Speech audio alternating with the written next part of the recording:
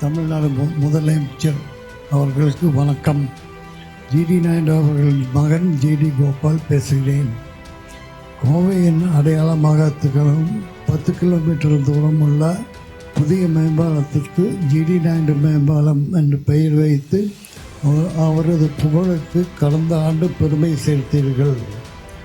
அதனை தொடர்ந்து கோயம்புத்தூர் வஉசி மைதானத்தில் பல அரிய கண்டுபிடிப்புகளை உருவாக்கிய அறிவியல் மாமேதை திரு ஜிடி நாயுடு அவர்களுக்கு முழு உருவச்சிலை அமைத்து திறந்து வைத்தமைக்கு மாண்புமிகு தமிழ்நாடு முதலமைச்சர் அவர்களுக்கு எனது சார்பிலும் கோவை மாவட்ட மக்கள் சார்பிலும் மனமார்ந்த நன்றியை தெரிவித்துக் கொள்கிறேன்.